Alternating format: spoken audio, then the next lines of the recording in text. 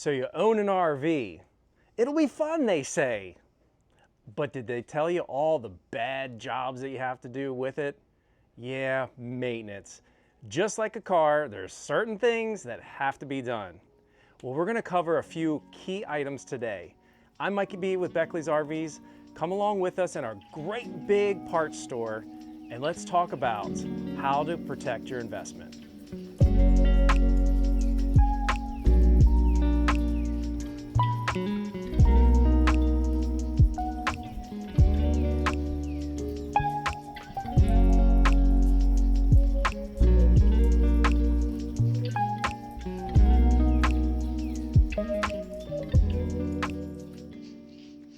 I will always be your biggest supporter when you come into the parts store and say, I need to clean my RV, what do I use? We're gonna talk about some cleaners, some lubricants, things like that. Let's dive into it. First step, of course, cleaning your camper. Here at Beckley's for years, I've been here for almost 25 years, and the only brand that I can really think of really quick is our Reliable. Our detail department really uses a ton of this stuff, but make sure you always read your directions, not only what your camper or your RV brand recommends, but also what the cleaner is requiring. For example, Reliable, you have to dilute it with some water. Otherwise, you're gonna find them stickers or those graphics are gonna peel right, they're gonna wash right off. But anyway, just a general purpose cleaner is gonna be your step one. As you guys can see, we have tons of different products. So everybody, just like the automotive world, we have Meguiar's and Mother's and things like that. So you definitely wanna pick out a brand that you're comfortable with. But again, as I mentioned, make sure you talk to our parts associates because we got to make sure that the cleaner matches up with your RV and the requirements that's set forth by that manufacturer. We also have a couple other varieties of cleaners. You all know it, Blackstreets. They hate cleaning, or what do I want to say? We hate those black streaks. We hate cleaning them. So when you wash your camper, best practice for me was cleaning the camper in the spring and the fall. And then throughout the camping season, I would hit my camper with a black streak remover just to tidy up and kind of look, I don't know, kind of nice as I pull into the campground. But you're going to have some other cleaners as well. Your rubber roof cleaner, very essential, because guess where all the black streaks usually derive from? You got it, the rubber roof. There's a natural oxidation that happens to the rubber roof. Rain washes it down the sides, hence the black streaks. So as you're cleaning it, make sure that you're also not just cleaning the five sides, the four sides, but clean that fifth side, the roof, as well as awning cleaners. We put the awning away when we pack up Sunday afternoon. We throw the camper in the backyard for 2, 3, 4 months. And guess what? That awning is staying closed, getting moisture, getting mildew. So do yourself a favor, make sure you roll out your awning every so often and get that sucker cleaned. Make sure that it's looking good when you show up at the campground. And the last but not least, we have a wash and wax. So again, make sure you check your brand or your manufacturer specifications in your manual. I usually would wash my camper and wax it with like a paste wax or a spray-on wax twice a year when I cleaned it. But there's a good old kind of cheat method in between that you can do a wash and a wax that's built in, maybe in between the two big hand waxes or the spray waxes to just again make sure that RV is looking real nice and shiny. After you got your RV nice and cleaned, the next step is those gaskets or the seals around the slide outs. Now, if your RV doesn't have a seal, don't go looking for it. You're gonna spend all day trying to find it. But you guys know what I mean. When you extend that slide out or that bump out, there's a rubber gasket that goes around the perimeter of that slide box. We have to make sure that rubber stays pliable. How do you do that? You're gonna find a seal conditioner. Now, just again, like the washes and waxes, you're gonna find different brands, but you're gonna wanna look for a slide out seal conditioner. This is a compound that goes on that rubber gasket, again, to make sure it's pliable. I'm sure you've seen it where rubber sits around for a long time, especially if you got an old car that doesn't get on the road much. Those tires start wearing in the UV lights. They start breaking down. And I don't think I need to tell you for sure, but you know what's gonna happen next. When you run the slide out in or out, rip goes the seal, next you get water. We particularly love the 303 brand. This is something that's been in the boating industry, in the RV industry for a very long time. It's well tested. It's very, very universal. So again, make sure that once you wash your camper, you want to hit your gaskets. Have you seen something that looks like this? Yeah, you probably have if you've done some home improvements. Around the bathtub, around the windows, it's caulk. You're going to need this for your RV as well. Behind me, we have a bunch of variety sealants, if you will, that we're going to talk about to make sure that your RV stays watertight. Before we go too far into this, want to make sure, full disclosure, check your RV manufacturer's manual to make sure that you're using the right sealants. And especially if your camper's under warranty, they want you to make sure that you're using the brands that they recommend so that you can have that confidence that if something happens, warranty is going to cover it. So we're going to go over first off the regular caulk or regular sealants, windows, doors, light fixtures, things like that on the outside. You're going to have clear sealants and then you're going to have colored sealants. So first, look at your camper. What do I have to work with? Is my camper painted? You might want to use a clear sealant for that. If it's a white or a colored fiberglass, you might want to use a sealant for that. I personally had a bunch of varieties in my quote-unquote tool bag. So depending whether I was doing around the windows, around the doors, depending on what the manufacturer recommended to use, I had a bunch of different ones ready to go. So again, you're going to have the regular caulk, brand name, just like anything. You're going to have good, better, best, and some brand names that you might already be familiar with that you just prefer. So we're going to have the silicone that's going to go around, again, a lot of the vital openings in the walls. Again, anything that they've drilled a hole through for like a light fixture, windows, doors, things like that. The other thing that you want to look at for caulk, other than what I want to say composite or what color it is, there's also some brands. For example, the Sikaflex has a little stronger UV protectant built into it. Because guess what? Unlike your bathtub, your camper's sitting outside.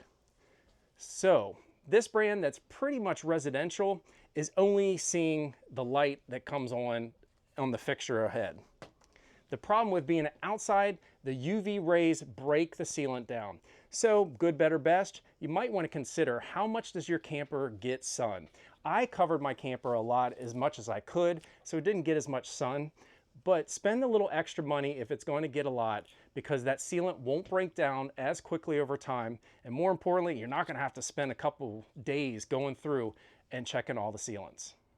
The next biggest type of caulk is for your roof.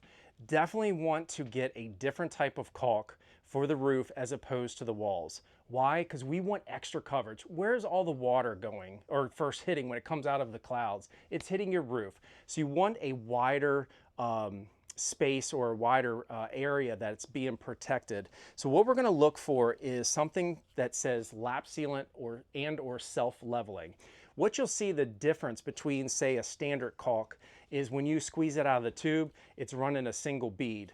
With the lap sealant or the self-leveling, as you squeeze it out, it actually is got a property that kind of expands and covers more area. So around your vents up top, that could be anything like your septic vents, your AC vents, or I should say like roof vents, things like that. You definitely want to make sure that you're getting the right lap sealant for your roof. Now, side note, again, you got to make sure that you'll understand what kind of roof do I have.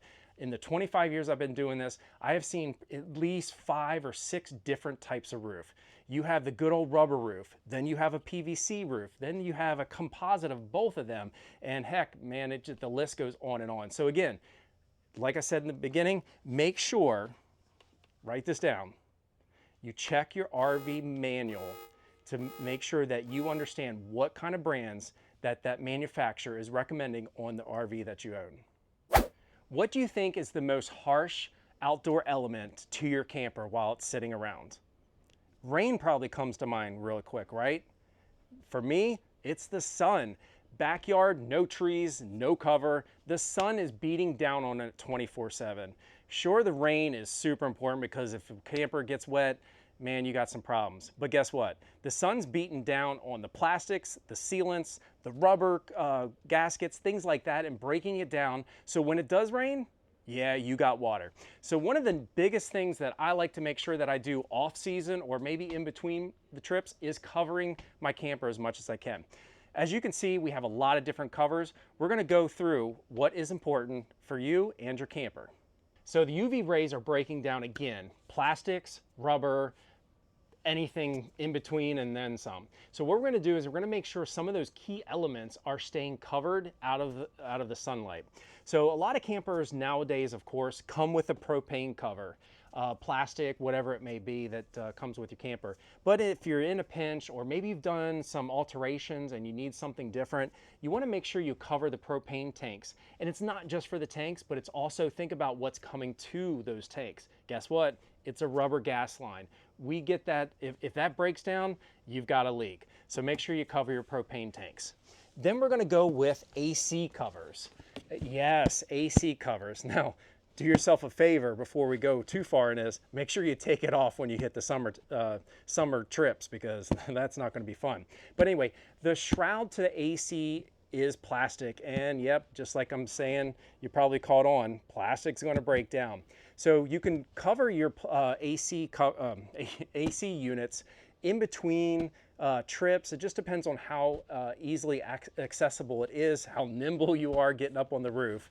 But again, the more that you can cover it and or protect it, the longer that AC shroud is going to be around and not blowing off and getting some call later on by a state trooper said they got your AC cover and parts, you know, a couple miles back. We also have tire covers. Man, one of my friends always said one of the three most important things is that to keep you grounded is tires. We need to make sure that we protect our tires, because unlike our vehicles, we're not putting the mileage on our tires like we do with our cars, with our RVs, I should say. So they're usually going to expire by date, not by tread life. So when this thing is getting beat on with the sunlight, and depending on where you park it, again, like my backyard was full of sunlight, it's going to break down the sidewall. And with especially with travel trailers, when we make some turns, that sidewall needs that flexibility. It needs that strength to make sure that it's there when you get into those tight turns. So again, I'm rambling on, but make sure you cover your tires. If you don't get covers, again, check with our parts associates. Guess what? We've got some conditioners for them. And to wrap it up, the best cover to get, you probably guessed it, the RV cover. In my personal experiences, the RV cover covered everything, obviously, so I didn't need necessarily an AC specific cover for that.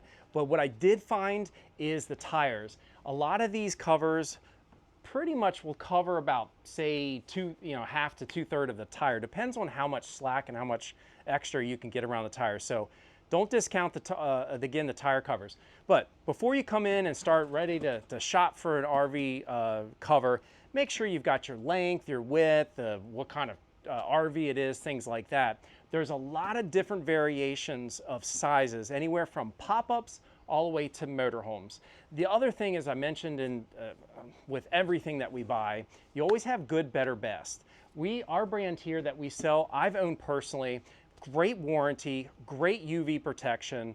My gosh, where I used to live had a lot of high winds. It was durable. So make sure you, again, come in with some dimensions, kind of figure out what you want to make sure that you're covering other than just the RV itself. And most importantly, talk to our parts associate so they can give you the best recommendation on covering your RV and, again, keeping your investment intact. So as you see, there's a lot of stuff to go over, just even picking out a brand name, let alone. So write this down. If you can't remember anything else, make sure that you always either call or visit us with your RV's information, the year, the make, the model, and most importantly, the VIN. That way we can cross-reference some of those details so you don't have to worry about putting your money out for the wrong items. So again, wash it, clean it, seal it, cover it. Hope you enjoyed the video. Give us a thumbs up. Comment below, because I'm sure there's a lot of answers that I got to get to some of those questions. And everybody, show us some love. Smash that subscribe button. I'm Mikey B with Beckley's RVs. We'll see you in our camp store.